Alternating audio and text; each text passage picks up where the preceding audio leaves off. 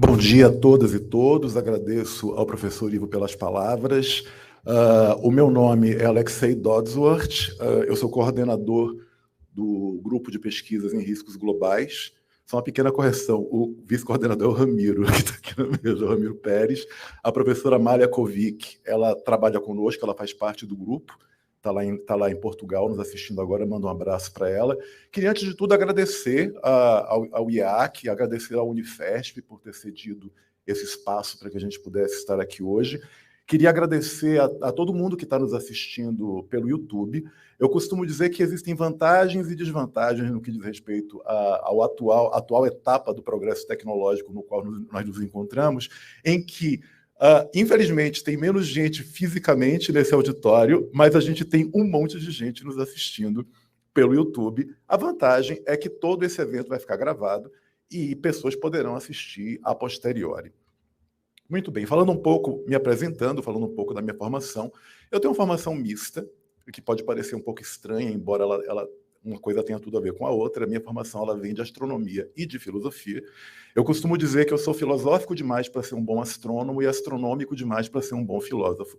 Então me resta o caminho interseccional, que é o caminho da ficção científica. Muitas coisas que vocês vão ouvir e ver aqui hoje podem parecer ficção científica, mas eu gostaria de lembrar a todo mundo que está nos assistindo que nós somos a ficção científica dos nossos avós. Eu conheci o meu bisavô, que nasceu no século XIX, ele nasceu em 1882. Como ele viveu quase 100 anos, e eu sou muito velho, apesar de não parecer tanto, eu o conheci. Eu conheci, não só o conheci, eu conheci, convivi com ele, conversei com ele. Eu brinco dizendo que eu conheço pessoas de 3 séculos, do século XIX, do XX e do XXI. É um privilégio. E meu bisavô, o máximo que ele viu foi o quê? A televisão, o telefone que a gente deixava de herança, na época, quando eu era criança, o telefone era uma herança, era caríssimo. E eu lembro de brincar desde criança, um dia todos nós teremos um telefone para chamar de nosso e nós os carregaremos nos bolsos. Já era o aspecto, o ficcionista científico dentro de mim, avisando de uma coisa que poderia acontecer. Pois muito bem, o tema da minha conferência hoje é a emergência de uma humanidade extraplanetária. Pode começar a transmissão? Muito obrigado, Léo. Eu começo com uma equação. Tá? Essa equação, algumas das pessoas que nos assistem já devem ter ouvido falar sobre ela, é a equação de Drake. O físico Francis Drake, ele elaborou uma pergunta que é o seguinte, baseado também num paradoxo, o paradoxo de Fermi, que na verdade não é exatamente do Fermi, mas vamos deixar isso de lado um pouco. A pergunta é, se o universo está repleto de inteligência, se existem outras civilizações, por que a gente até hoje não fez contato com elas? Muito bem. Uma maneira da gente responder a isso e da gente poder entender o nosso próprio papel no universo é a gente dar uma olhada na equação de Drake. A equação de Drake é controversa, ela é alvo de polêmicas e discussões, e ela é trabalhada e retrabalhada em vários congressos ao redor do mundo, até hoje, para vocês terem uma ideia da pertinência dela. Mas o que é que ela diz? O que é que essa equação nos aponta? A pergunta da equação é: quantas civilizações inteligentes existem na nossa galáxia? Dá para calcular isso? Dá, mais ou menos. Primeira coisa é o seguinte, N é o número de civilizações existentes que existem na nossa galáxia. Como é que a gente calcula? R, que é o primeiro fator, é a taxa de formação de estrelas adequadas para permitir a existência de planetas. A gente consegue calcular isso com alguma precisão hoje em dia? A resposta é sim. A gente tem esse número aproximado. Claro que a gente não tem uma realidade absoluta, porque a gente não conseguiu contar todas as estrelas que existem na galáxia. Mas a gente tem uma ideia de qual é a taxa de formação de estrelas capazes de permitir a existência de planetas. Nem toda estrela permite a existência de planetas, porque elas são quentes demais, e terminam desintegrando qualquer corpo em torno delas. Mas uma fração considerável de estrelas permite a existência de planetas. O próximo fator é o FP, FP é a fração dessas estrelas que tem planetas em órbita. A gente sabe disso. Quando Drake propôs essa equação, ele tinha uma ideia que não tem nada a ver com a ideia que a gente tem hoje em dia, que é muito mais otimista. A gente tem uma noção muito mais precisa de quantas estrelas possuem planetas. É o FP. NE é o número de planetas capazes de suportar vida conforme nós o conhecemos. Planeta capaz de suportar vida não significa planeta que tenha vida. Planeta capaz de suportar vida conforme nós a conhecemos são planetas que existem na zona de habitabilidade de uma estrela, ou seja, que permitem a existência de solventes líquidos, como água, por exemplo. Algumas pessoas podem argumentar dizendo: você não está sendo geocêntrico demais ao admitir uma possibilidade, você está criando um biologismo universal? Não, eu estou admitindo que podem existir formas de vida completamente diferentes daquelas que nós conhecemos, mas que, por uma questão pragmática, se a gente quer pesquisar vida em outros planetas, a gente tem que começar por aquilo que nos parece mais factível e que tem a ver com o que nós conhecemos. Então, qual é a fração de planetas capaz de suportar a vida conforme a gente conhece? Tem um monte, tem vários, não são tantos assim, mas tem vários.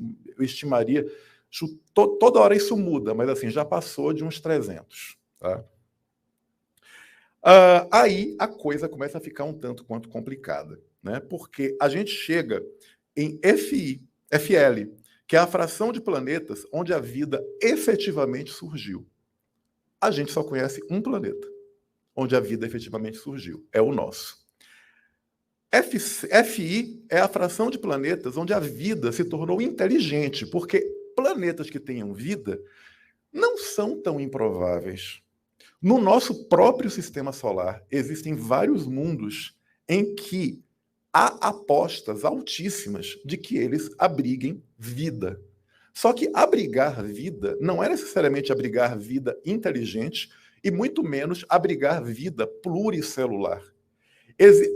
Dentro de um contexto astrobiológico, faz sentido a gente falar em luas de Saturno e de Júpiter como sendo planetas. Basta considerar que várias luas de Júpiter e Saturno têm o tamanho de alguns planetas do sistema solar, mas são luas, são satélites. E eu poderia dizer para vocês algumas. Europa, por exemplo. Europa tem um oceano líquido debaixo de uma camada de gelo, repleto de sais, e esse oceano é em torno de 10 vezes mais volumoso do que o oceano do planeta Terra. A gente está falando de um mundo oceânico, e água, dentro do que nós conhecemos, é um elemento fundamental para a vida conforme nós a conhecemos. Então, é muito provável que o universo seja biofílico. O que significa isso? Que ele seja favorável à existência de vida, mas não necessariamente de vida inteligente e não necessariamente de vida pluricelular. Já FC representa a fração de planetas onde a vida inteligente se desenvolveu tecnologicamente. Porque vejam só, FI é a fração de planetas onde a vida se tornou inteligente. A gente só conhece um planeta, que é a Terra, até o momento. E durante um bom tempo, a Terra era só FI. Porque a gente tem uma espécie inteligente, capaz de desenvolver tecnologia, que é a espécie humana, mas a gente não tinha tecnologia até algumas centenas de anos atrás. Ontem, a gente não tinha capacidade de emitir sinais de rádio. Também vale dizer que o nosso mundo é repleto de espécies inteligentes, né? Nós temos golfinhos, nós temos várias formas antropóides, nós temos polvos, né? Papagaios, assim, não falta inteligência. Agora, espécie inteligente capaz de desenvolver tecnologia avançada, que espécies animais também são capazes de produzir tecnologia. Alguns macacos fazem ferramentas, corvos fazem uso de ferramentas. Corvos utilizam anzóis para pescar.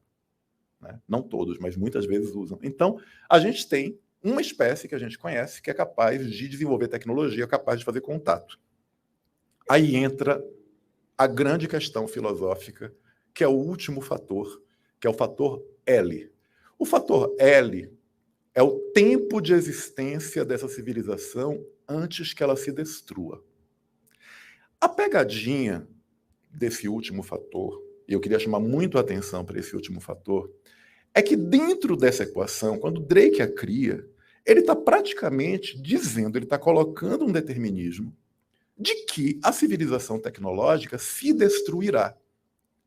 Por que poderia ser, por exemplo, o tempo de existência dessa civilização até que ela progrida e se expanda pelo universo? É porque é mais provável, quando a gente fala de aumento de complexidade, quando a gente fala de aumento de problematizações, aumento de complexidade fundamentalmente, a chance de destruição é maior do que a chance de ampliação. Por que é mais fácil destruir? É uma coisa muito simples. Qualquer pessoa que tem uma casa e precise varrer sua casa para mantê-la limpa sabe que é muito mais fácil deixar que a entropia siga seu curso e que a casa vire um verdadeiro caos. E também tem um outro elemento interessante quando o Drake fala sobre isso, que é o seguinte: a gente costuma falar da inteligência como se ela tivesse um grande valor intrínseco. E esse é um problema filosófico antigo. Há muitos filósofos, e isso filósofos que não são necessariamente religiosos, porque a religião, as grandes religiões monoteístas, elas colocam valor intrínseco na inteligência humana. Tanto que nos grandes livros das religiões tradicionais, o que é dito? Que o mundo foi criado para a gente. O mundo inteiro foi criado para que a gente domine, subjugue, etc. Ou seja, nós somos especiais porque fomos feitos à imagem e semelhança de Deus. E nós temos inteligência. E aí essa inteligência, ela foi e é ainda valorada como tendo um valor intrínseco e não instrumental. Eu discordo disso. Eu costumo pontuar que a inteligência ela não tem um valor intrínseco, ela tem um valor instrumental. Ela é um instrumento. O que tem valor intrínseco? Vou tentar sustentar isso. A senciência. O que é a senciência? A capacidade de sentir dor e fugir da dor, e a capacidade de identificar aquilo que me apraz e me aproximar daquilo que me apraz. Ou seja, qualquer entidade que seja capaz de ter percepção daquilo que lhe faz mal ou daquilo que ela aprecia, ela tem um valor intrínseco. E a inteligência, ela tem um valor instrumental. Até porque, vejam só, se a gente concordasse que a inteligência realmente tem esse valor intrínseco, por que é que nós não causamos dano, né? É ilegal e antiético causar dano a uma pessoa em coma ou uma pessoa que sofreu um acidente e perdeu sua capacidade cognitiva, ou uma pessoa que tenha nascido e por conta de um acidente congênito ela tenha uma deficiência mental gravíssima. Existem casos em que a deficiência mental de um humano faz com que ele seja menos inteligente do que um cão. E por que a gente não propõe que essa pessoa tenha menos direitos do que o cão? Porque a gente sabe que a inteligência não tem valor intrínseco. A gente sabe que a inteligência ela tem valor instrumental. E tem um outro ponto. A inteligência ela não é um bem em si. Quanto mais inteligente a pessoa é, maior a capacidade dela também de criar problemas onde antes não existiam. Qualquer pessoa que tenha feito ou faça parte de qualquer tipo de associação de indivíduos superdotados sabe do que eu estou falando, né? Existem várias associações de superdotados, Mensa, Triple Nine. Você entra nessas associações, o que você vê você vê muita coisa boa acontecendo, mas você vê também muita perda de tempo acontecendo por causa de problematização do desnecessário. Eu costumo dizer que quando a pessoa ela é extremamente inteligente, ela tenta criar uma bomba nuclear para matar uma barata, quando ela poderia utilizar recursos muito mais simples. Essa capacidade de complicar o simples é parte da nossa espécie. Então, Drake tem alguma razão ao supor que uma civilização inteligente e tecnologicamente desenvolvida é mais propensa a se destruir do que a necessariamente sobreviver e a se manter no universo. E aí entra o tema do nosso encontro, quer dizer, um encontro de riscos globais. E quando a gente fala de riscos globais, é inevitável a gente falar da influência, do papel que o ser humano cumpre nesse mundo, né? Que é justamente um tema da conferência que vai vir logo depois da minha, que é sobre o antropoceno, da escritora Anna Rich. E é exatamente isso, quer dizer, a gente tem mesmo um poder de destruir o mundo, e isso é meio que está no imaginário do cidadão médio, né? O ser humano está destruindo o planeta, etc. E todas as vezes, todas, eu já brinco dizendo, se eu fosse ganhar R$10 por cada vez que eu acertasse essa previsão, eu já estaria rico. Posta-se alguma notícia de jornal sobre pesquisa fora da Terra. Pode ser um satélite, pode ser uma espaçonave, pode ser uma missão para Marte, pode ser uma missão para a Lua. O primeiro comentário será: com tanta coisa para fazer no mundo, hospital, parará, cura do câncer, etc., o ser humano gasta dinheiro com pesquisa espacial. Ou então o ser humano está destruindo o planeta, agora quer ir destruir Marte. Claro, dá para comparar Marte com a Terra, né? A gente vai destruir pedras e areia. Mas, enfim, está no imaginário das pessoas que nós somos destrutivos. É engraçado que elas falam dos humanos como se elas não fossem humanas. Né? Elas falam, os humanos estão destruindo. Você é o quê? Né? Você não é parte disso? Pode passar, Léo? Obrigado. E aí entram as visões que a gente tem. Agora, por que é que eu costumo dizer que essa visão ela é muito pessimista? E por que é que nós, como espécie inteligente e tecnologicamente desenvolvida, nós podemos fazer muito mais bem do que mal? Primeiro, a gente tem uma visão jardinística da natureza. Essa visão jardinística da natureza, que é uma visão ingênua, ela predominou durante muito tempo e ela ainda existe. Né? É comum a gente ver pessoas falando da natureza como a mãe natureza, né? A natureza como sendo... E a ideia das pessoas de natureza é mais ou menos essa como a gente vê na tela, né? É como se fosse um grande jardim. É uma visão apolínea da natureza. É uma visão simétrica. Nada poderia estar mais longe da verdade. A natureza é muito mais inclinada a um lado dionisíaco, né, do que a essa manifestação que é totalmente desenhada pela inteligência humana, né?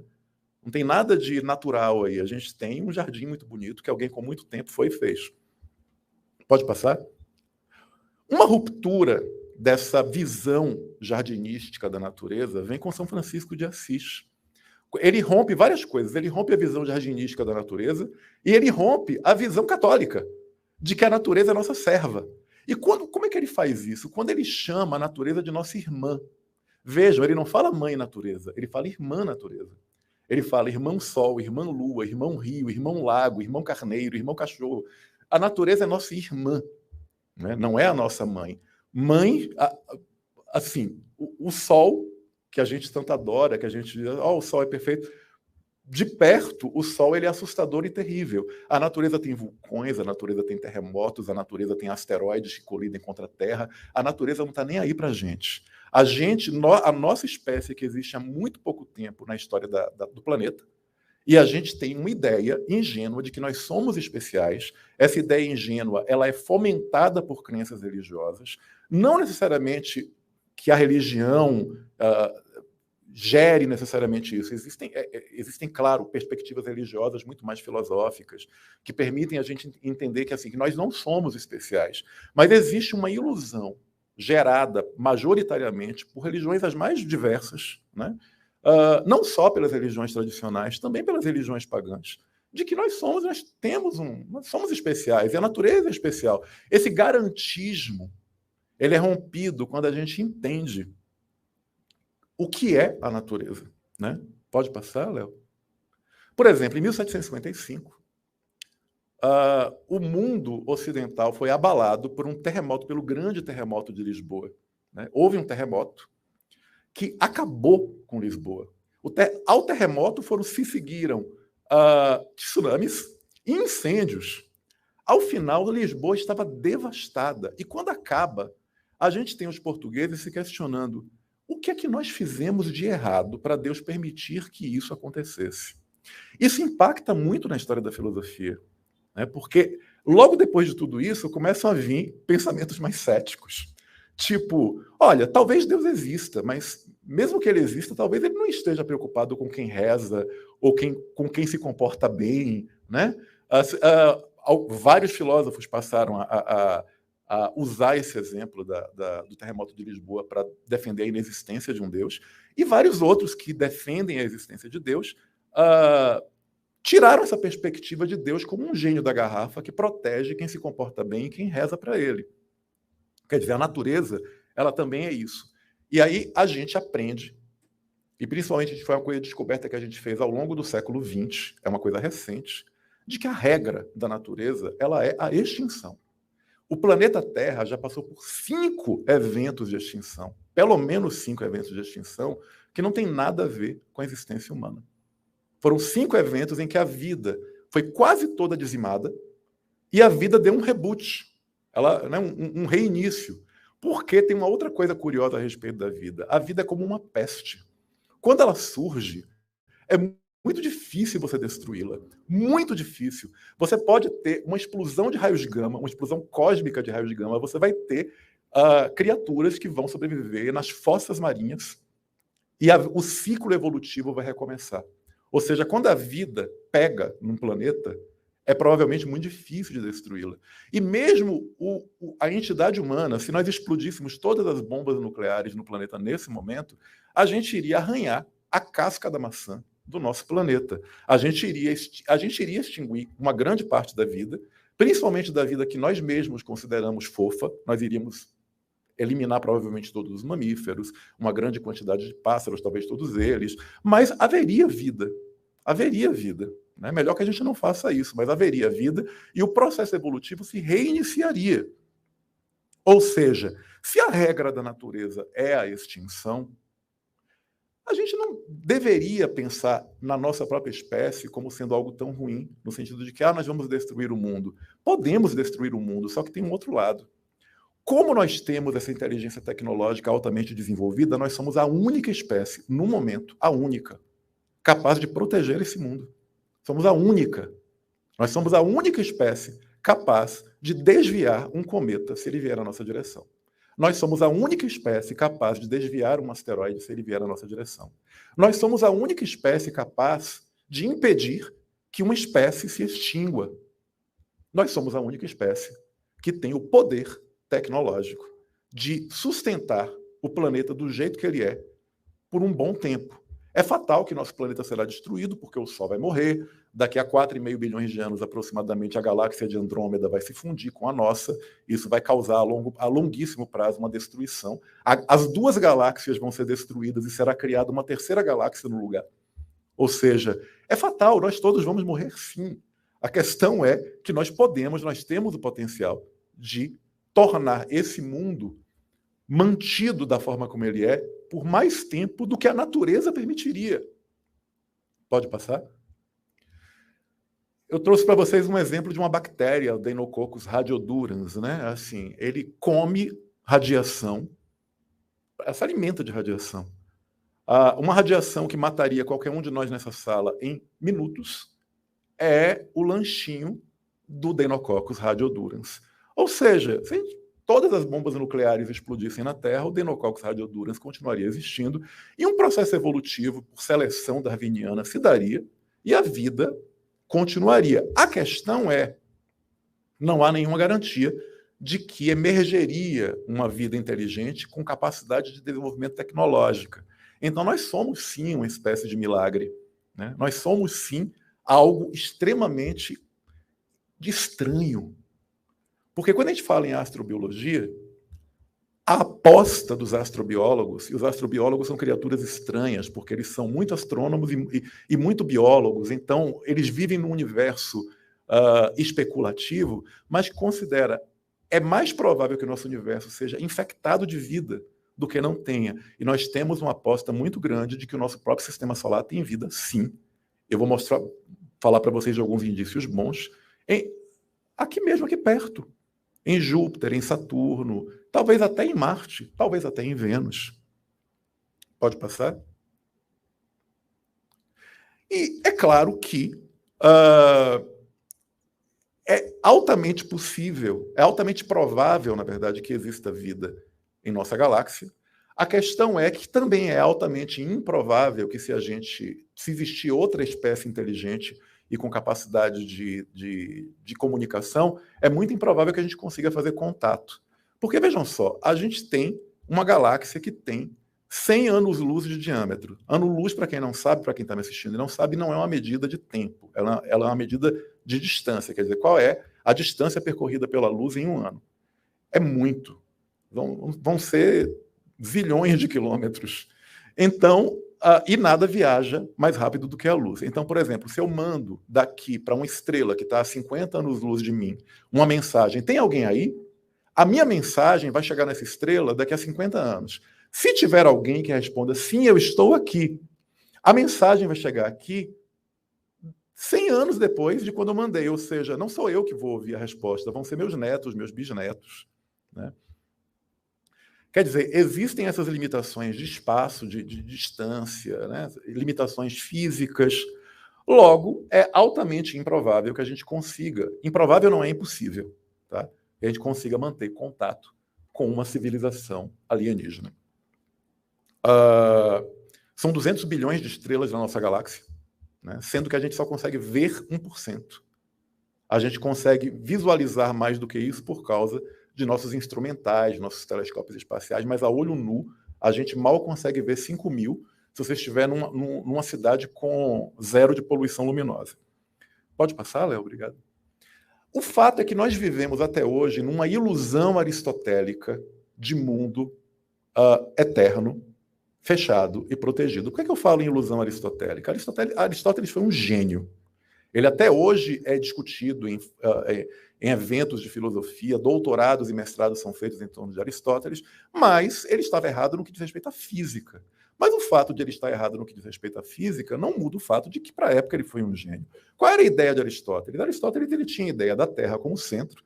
A Terra ela seria sempiterna. O que significa sempiterna? Ela não tem início.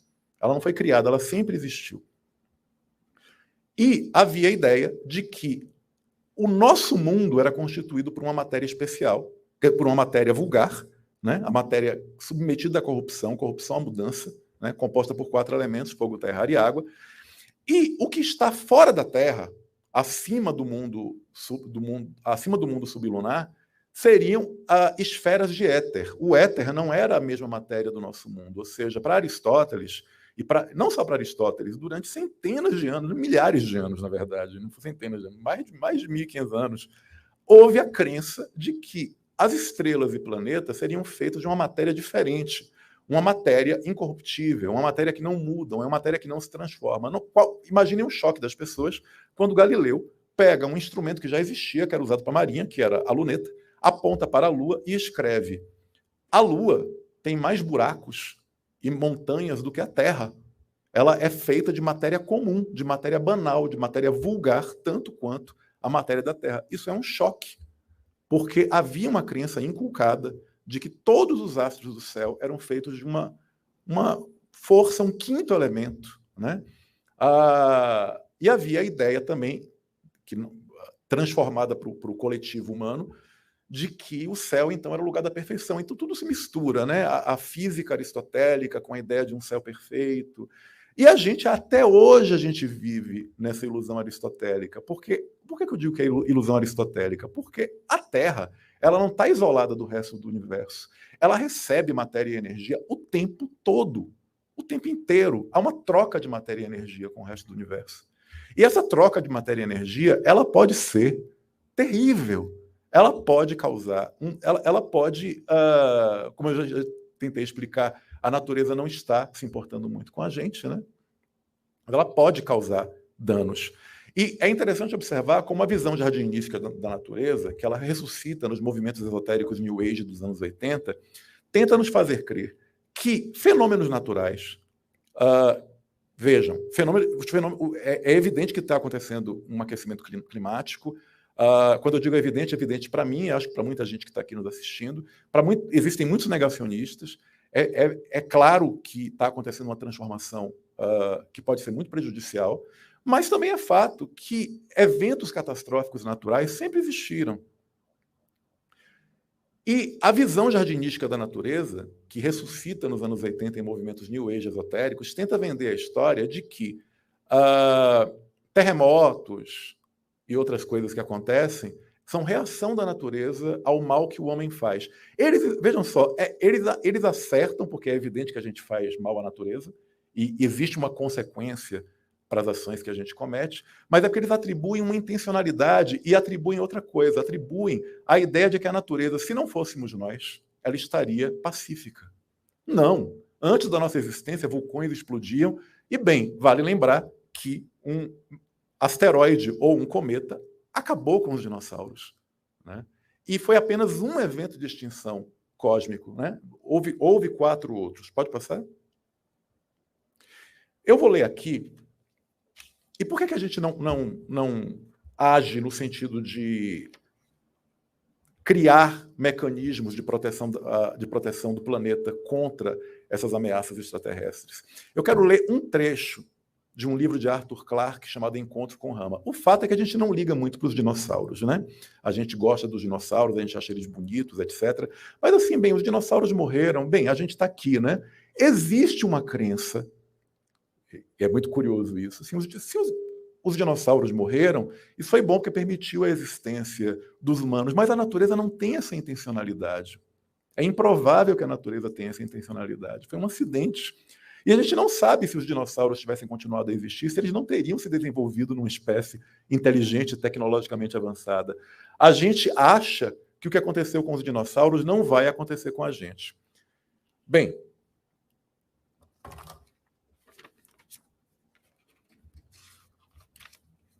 mais cedo ou mais tarde iria acontecer. Em 30 de junho de 1908, Moscou escapou da destruição por 3 horas e 4 mil quilômetros, margem mínima pelos padrões do universo. Novamente, em 12 de fevereiro de 1947, outra cidade russa escapou por ainda menos, quando o segundo grande meteorito do século XX detonou a menos de 400 quilômetros de Vladivostok, com uma explosão equivalente à da recém-inventada bomba de urânio. Clark aqui está falando de fatos que aconteceram. Ele continua. Naquela época, não havia nada que o homem pudesse fazer para se proteger contra os disparos aleatórios do bombardeio cósmico que já tinha esburacado a superfície da Lua. Os meteoritos de 1908 e 1947 atingiram áreas desabitadas. Mas, no final do século XXI, não sobrara nenhuma região da Terra que pudesse ser utilizada com segurança para a prática do tiro ao alvo celeste. A raça humana se espalhara de um polo ao outro, e assim, inevitavelmente. Às 9h46, horário de Greenwich, manhã de 11 de setembro, durante o verão excepcionalmente belo do ano de 2077, a maioria dos habitantes da Europa viu surgir uma resplandecente bola de fogo no céu oriental. Em segundos, tornou-se mais brilhante que o sol, e enquanto riscava os céus, a princípio em completo silêncio, deixava atrás de si um rastro encrespado de poeira e de fumaça. Em algum ponto acima da Áustria, o meteorito começou a se desintegrar, produzindo uma série de abalos tão violentos que mais de 1 milhão de pessoas sofreram danos de audição permanentes. Foram as que tiveram sorte. Movendo-se a 50 km por segundo, 1.000 toneladas de rocha e metal chocaram-se contra as planícies do norte da Itália, destruindo em poucos e flamejantes instantes o trabalho de séculos. As cidades de Pádua e de Verona foram varridas da face da terra. Os últimos esplendores de Veneza afundaram para sempre sob o mar, quando as águas do Adriático trovejaram em direção à terra firme após a martelada do espaço. 600 mil pessoas morreram. Aqui eu acho que ele errou gravemente. Eu acho que ele foi muito otimista. E os danos totais somaram mais de $1 trilhão. Mas a perda para a arte, a história, a ciência, para toda a humanidade até o fim dos tempos foi incalculável. Foi como se uma grande guerra tivesse sido travada e perdida numa única manhã. E poucos puderam apreciar o fato de que, à medida que a poeira da destruição baixava lentamente, por meses o mundo todo testemunhou alvoradas e crepúsculos mais esplêndidos desde o Krakatoa. Após o choque inicial, essa é uma parte interessante, após o choque inicial, a humanidade reagiu com uma determinação e uma unidade que teriam sido impossíveis em qualquer época anterior. Percebeu-se que um desastre como aquele talvez não se repetisse nos próximos 1000 anos, mas talvez se repetisse no dia seguinte. E da próxima vez as consequências poderiam ser ainda piores. Pois muito bem, não haveria próxima vez. 100 anos antes, um mundo muito mais pobre, com recursos muito mais parcos, desperdiçara sua riqueza na tentativa de destruir armas que a humanidade, de maneira suicida, lançava contra si mesma. O esforço nunca fora bem sucedido, mas as habilidades adquiridas na ocasião não tinham sido esquecidas. Agora poderiam ser usadas para um objetivo muito mais nobre e num cenário infinitamente mais vasto. Nenhum meteorito grande o suficiente para provocar uma catástrofe poderia jamais romper de novo as defesas da Terra. Assim começou o projeto Space Guard, Guarda Espacial. 50 anos depois, e de um modo que nenhum de seus idealizadores jamais imaginara, o projeto justificou sua existência. Quer dizer, o que é que chama a atenção nesse primeiro capítulo do livro Encontro com Rama, do Arthur Clarke, tradução da Suzana Alexandria? A gente tinha o poder e a tecnologia, mas a gente não usou. Após a colisão, essa colisão do asteroide contra Veneza termina tendo um impacto do terremoto de Lisboa. Olha, isso realmente pode acontecer. Pode parecer ridículo a gente estar falando disso agora, tipo assim, não é óbvio que isso pode acontecer. Isso é óbvio que isso pode acontecer. E apenas recentemente a gente começou a ensaiar um projeto de defesa contra ameaças extraterrestres. Apenas recentemente. Pode passar, Léo? Lembrando que no século, a gente descobriu no século XX que existiam extinções em massa. A gente não sabia disso.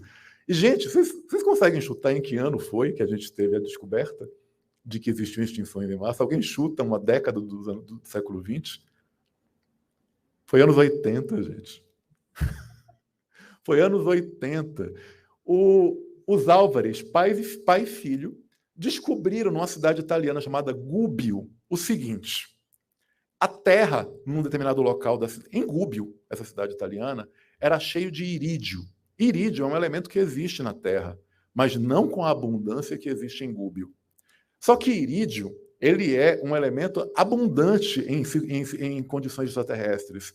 Né? Meteoros são repletos de irídio. Irídio, assinatura, excesso de irídio, coisa alienígena. Pode passar? Olha o que eles encontraram. Isso aqui é um cardume de peixes instantaneamente fossilizado. Quer dizer, além do irídio, a gente tem um cardume de peixes que instantaneamente foi petrificado. Ou seja, aconteceu alguma coisa que esses peixes nem perceberam que tinham morrido. Piscou, morreu. O cardume na formação dele. Sabe o que é divertido? Quando os Álvares publicaram o artigo deles, publicaram a pesquisa, houve um negacionismo científico geral por parte de astrônomos.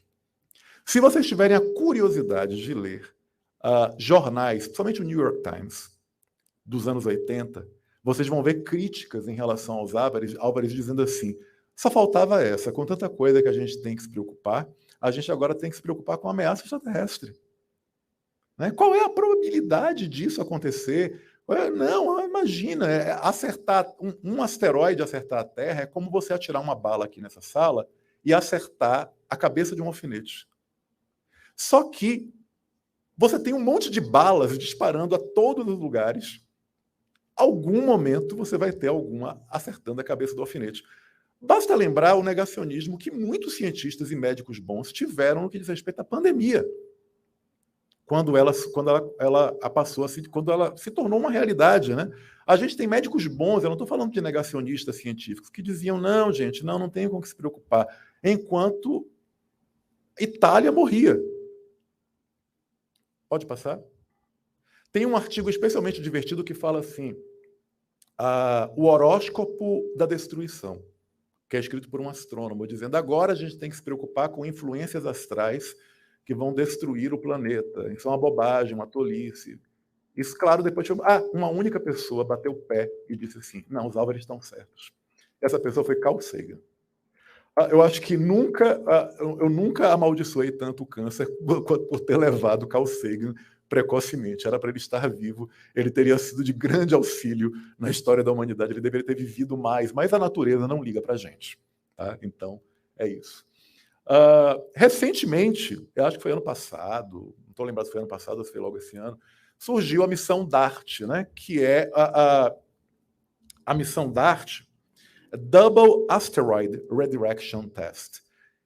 Depois vocês podem colocar no Google, é divertido, vocês colocam DART, D-A-R-T, Mission. Tem um efeito bonitinho no Google, a espaçonave vai, golpeia, aí a sua tela vai ficar torta.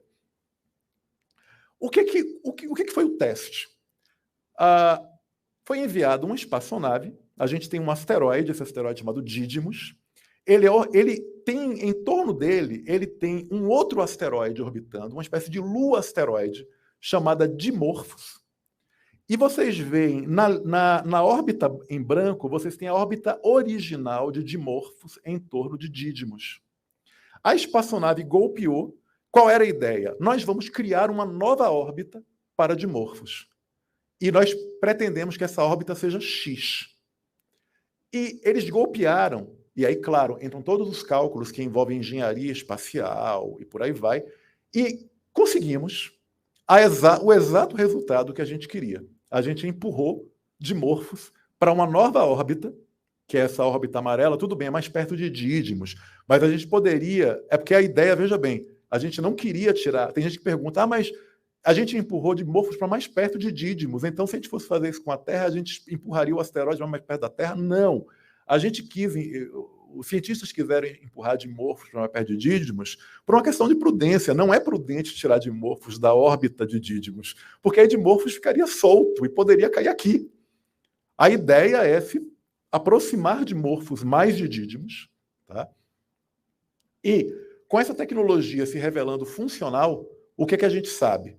Que a gente tem o poder tecnológico de desviar um asteroide, de desviar um cometa, né? Coincidentemente, a gente teve aquele filme, né, aquela tragicomédia Don't Look Up, né, que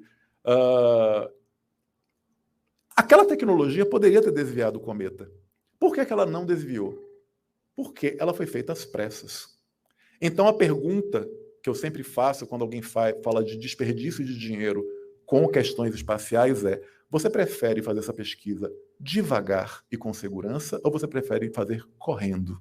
Eu prefiro fazer devagar e com segurança. Ou seja, é preciso que haja, sim, investimento em pesquisa espacial para que a gente não tenha que sair correndo para ter que se defender de um asteroide ou de um cometa. Pode passar, Léo? Outra coisa, a gente não apenas pode se defender de asteroides e cometas. A gente pode expandir a nossa humanidade e tornar a Terra um lugar melhor. Por exemplo, já existem trabalhos sólidos feitos em parceria por astrofísicos e economistas sobre o custo-benefício de minerar asteroides. A Terra tem um monte de asteroides perto dela, perto não é tão perto, mas que são ameaças, representam ameaças. Esses asteroides, eles têm elementos fundamentais que a gente usa nos nossos celulares, a gente usa nos nossos computadores, a gente usa nos nossos carros. A pergunta é: por que minerar a Terra e destruir um ambiente que deveria ser preservado, quando eu posso minerar asteroides? E vejam, minerar asteroides não é como muita gente pensa, pegar o asteroide e trazer para cá. Não, isso não é nada recomendado. Significa criar estações de mineração na Lua, ou melhor ainda, em Marte. Quando a gente fala de colonização de Marte, não é colonização para criar um mundo novo em Marte. Isso pode até acontecer, mas é muito ficção científica. Mas Marte poderia ser um excelente polo industrial. Um excelente polo industrial em que a gente levaria os asteroides para serem trabalhados lá, né? E a gente enviaria para a Terra todos os elementos necessários, e a Terra não precisaria ser minerada. Não tem tudo em asteroide, mas uma grande quantidade de elementos que a gente precisa está ali. Então a Terra poderia ser menos minerada, ou até a mineração acabar, e a gente minerar os asteroides. De quebra, a gente ainda se livra de uma série de ameaças à nossa existência. Pode passar? Aqui a gente tem... vocês veem alguns asteroides, Ryugu, Nereus, etc. A gente tem o valor, né? A distância que ele está em relação à Terra em termos de unidade astronômica. Uma unidade astronômica é a mesma distância da Terra para o Sol, né? E rola um custo-benefício, quer dizer, seria possível, seria perfeitamente possível minerar esses asteroides. Já existe, inclusive, uma corrida no que diz respeito a isso. Empresas estão, sobretudo Luxemburgo, é o país que é um dos países que está mais adiantado no que diz respeito a isso. Pode passar?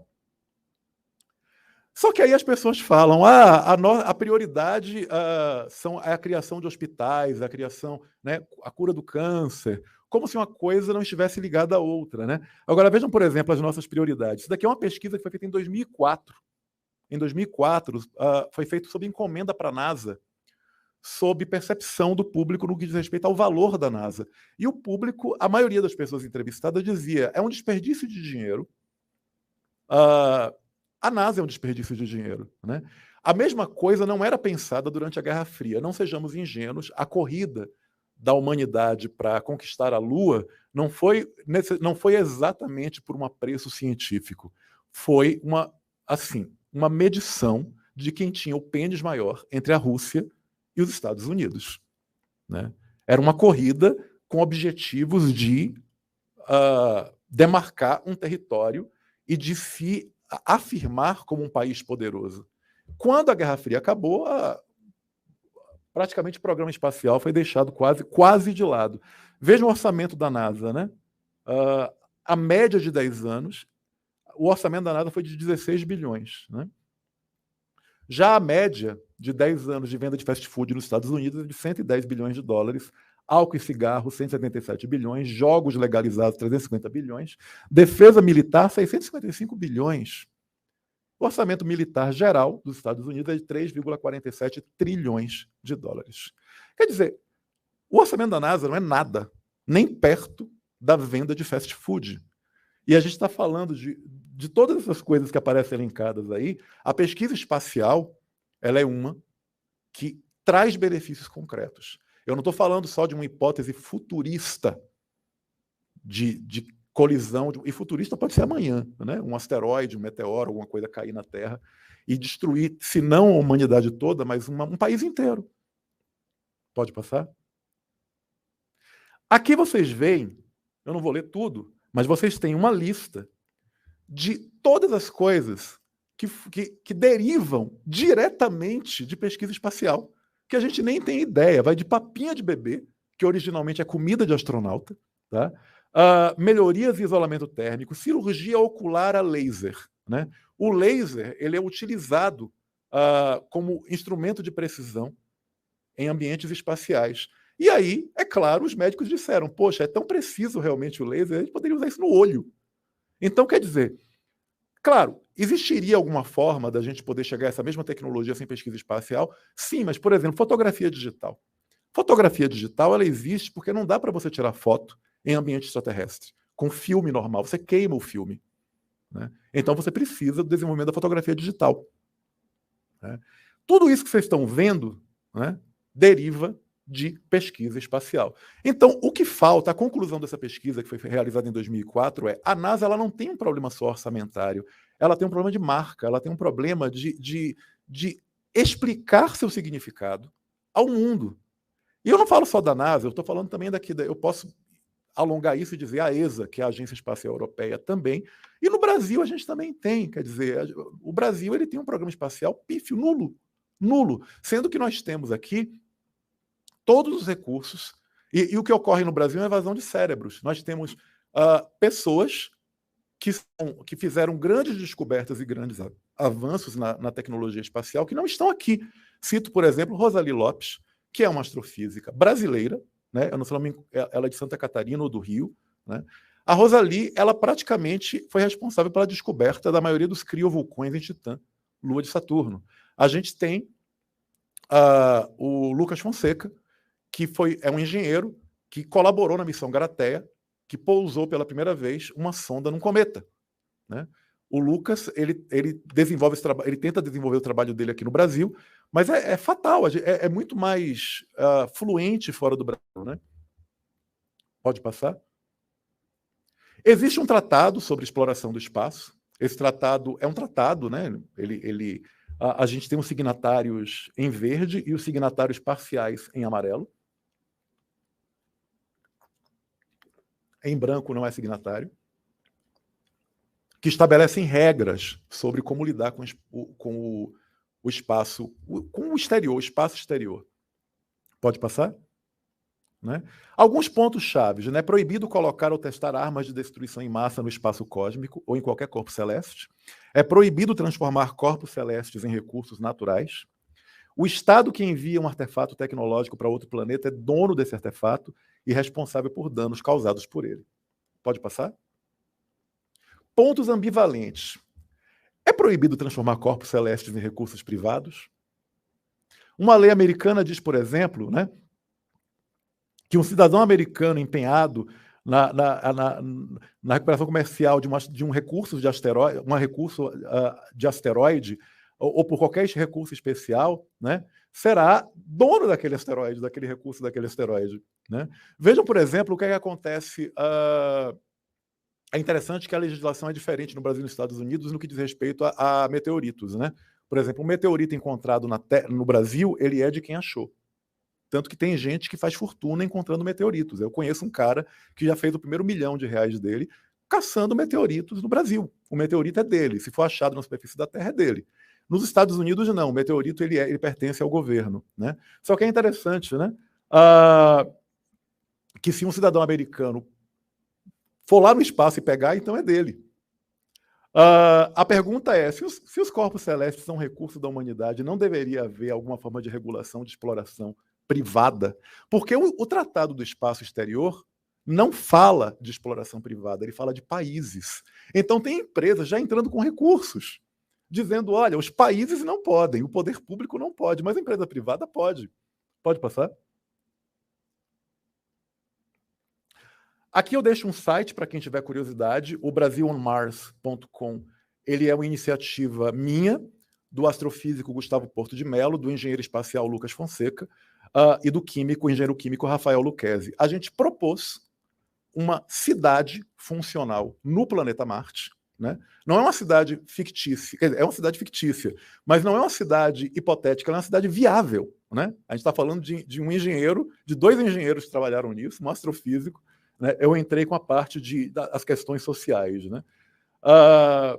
É interessante tanto para inspiração como para ficção científica, mas é para demonstrar também a viabilidade, né, de um projeto desses. E lembrando, não é para ser uma colônia de férias, embora pudesse também ser, mas é sobretudo para ser um polo industrial.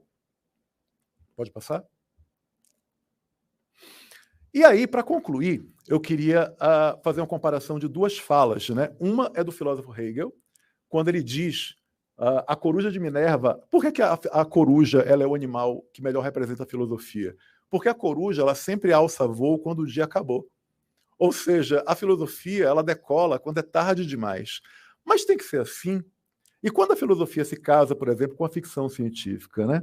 Clarke fala, ficção é melhor do que não ficção de várias maneiras. Você pode expandir a mente das pessoas, alertando-as para as possibilidades do futuro. Quer dizer, existe algo de bom que sai quando você conjuga a filosofia com a ficção científica, porque você ressignifica a coruja de Hegel. Você diz, olha, a coruja ela não decola depois que o dia acabou, ela decola antes que o próximo dia venha. Né? Ela se antecipa. Pode passar?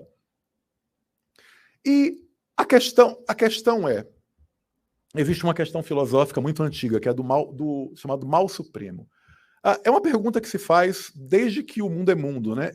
Existe um bem supremo? Os filósofos eles costumam divergir. Né? Quando o filósofo é religioso, ele diz existe um bem supremo e o bem supremo é Deus. Né? Para filósofos não religiosos, não existe o bem supremo. Agora é curioso que o mal supremo existe, seja o filósofo religioso ou não.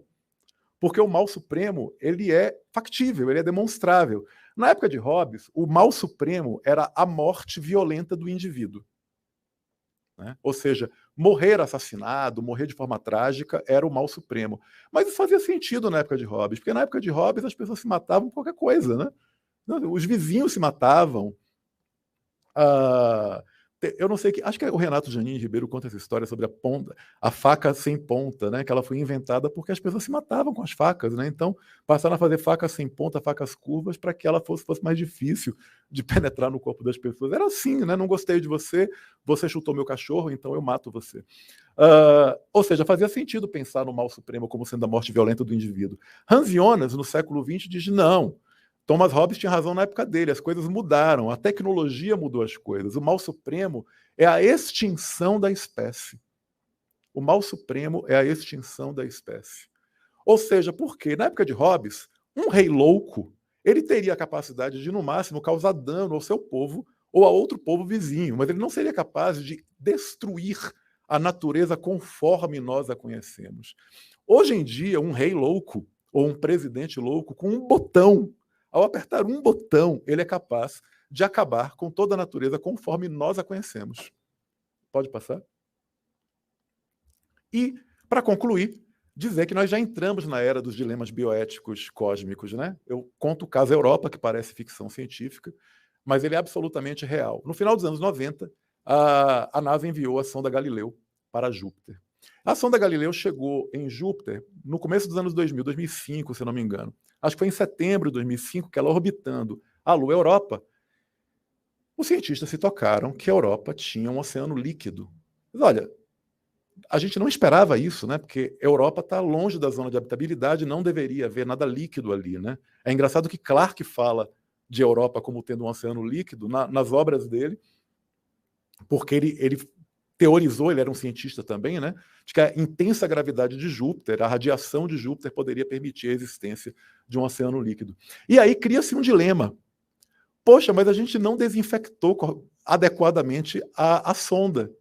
Se houver vida no oceano de Europa e a sonda cair lá, a gente vai infectar a Lua com bactérias terrestres. E se um dia a gente for até a Europa coletar in situ material e descobrirmos que tem vida lá, a gente nunca vai saber se a vida surgiu lá ou se foi a gente que levou por acidente. Então, o dilema que rolou na época é: destrói a sonda e acaba com bilhões de dólares do dinheiro do contribuinte ou mantém a sonda? Aí rolou um embate, o governo não queria que a sonda fosse destruída, alguns cientistas também não queriam, venceu a ideia de destruir a sonda. Aí a sonda foi enviada para Júpiter, para que a intensa gravidade de Júpiter destruísse a sonda, né? Ou seja, em 2005, a gente se viu numa situação real de tentativa de proteção de um possível ecossistema alienígena. Isso parece ficção científica, mas aconteceu, ou seja, nós já tivemos que nos preocupar com a possibilidade de proteção de um ambiente alienígena. O problema é que agora a gente já sabe que pode existir vida nas nuvens de Júpiter. E se as nossas bactérias se espalharam pelas nuvens de Júpiter, a gente causou uma complicação ecológica. Pode passar? E aí entram as perspectivas bioéticas, em discussões filosóficas, né? A gente poderia transformar Marte num mundo como a Terra? Daria muito trabalho em termos de engenharia, não temos ainda tecnologia para fazer isso, seria teoricamente possível, a questão é, nós temos o direito de fazer isso. Astrobiólogos dizem que, olha, a gente tem que ter um pouco de cautela, porque a gente não tem certeza que não exista vida em Marte. Podem existir bactérias em nichos específicos subterrâneos. Então, o procedimento adequado de uma colonização marciana ela é gradual e envolve todo um processo de preocupação ecológica também, porque a gente está falando de vida de um outro planeta. A gente tem que cuidar disso, até porque é uma vida rara, né? E a gente não deveria poder chegar num mundo alienígena e sair exercendo o nosso destino manifesto, né? Sem averiguar se aquele lugar não tem mesmo vida. Pode passar? E aqui é a diferença fundamental entre valor intrínseco e instrumental, né? A gente costuma dizer que a inteligência, eu concluo dizendo isso, que a inteligência, a gente atribui ela como tendo valor intrínseco, quando, na verdade, a inteligência ela é basicamente um valor instrumental. Ela pode ser utilizada tanto para destruir, eu estou dizendo aqui o óbvio, mas pode parecer não tão óbvio para muita gente.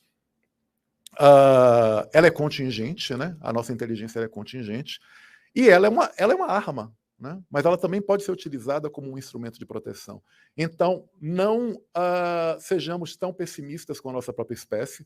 Nós temos o poder de destruir esse mundo, sim, mas nós somos, até o momento, a única espécie capaz de proteger esse mundo de ameaças que existiam antes da gente existir. Gente, muito obrigado. Por fim, eu coloco... Pode passar, Léo? Pode passar? Pode passar? O e-mail de contato, que alguém quiser tirar dúvidas ou conversar um pouco mais sobre o assunto. Eu agradeço a vocês pela atenção